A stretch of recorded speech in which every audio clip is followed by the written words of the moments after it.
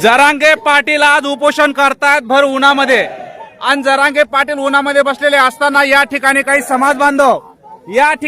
समाज बांधव आपल्या अंगावरचे कपडे काढून बसलेत। हे समाज बांधव दुपारच्या वेळेस घराच्या बाहेर निघत नाहीत, डोक्याला रुमाल असतोय, अंगात कपडे असते, झाडाच्या सावलीखाली बसलेले असतात।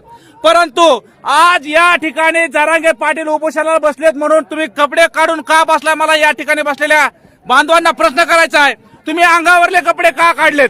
आमचा राजा उन्हात बसलेला असताना उन्हामध्ये बसलेला असताना मावळ्यांनी घरी बसायचं नाही। आम्ही आमचे कपडेच काय सगळा जीव द्यायला बसलो।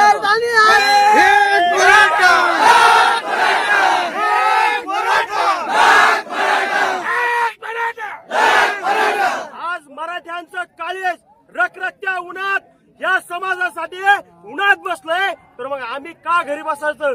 आम्ही पण बाहेर निघणार, आम्ही पण उन्हात बसणार।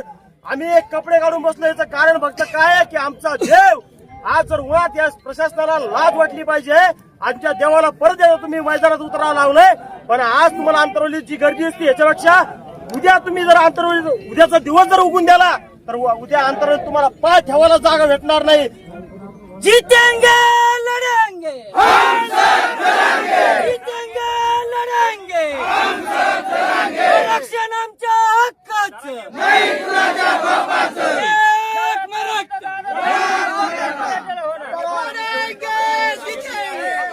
जरांगे पाटलांनी जेवढी टोकाची भूमिका घेतली आहे त्यापेक्षाही जास्त टोकाची भूमिका समाज घेईल।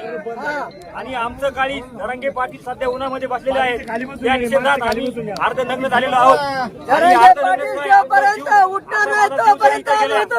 काही फरक नाही असं मी सांगतो। आणि देवेंद्र फडणवीस साहेबांना एवढंच सांगतो की तुम्ही जरांगे पाटलाचा अंत पाहू नका, मराठ्याचा अंत पाहू नका। महाराष्ट्राचे देवेंद्र फडणवीस तुम्ही अनाजी पंत, अरे टरबुजा, तुला एवढंच सांगतो, इथनं बंगाल भाषा मी वापरणार नाही, पण मी एवढंच सांगतो की तुम्ही पाटलाचा अंत पाहू नका।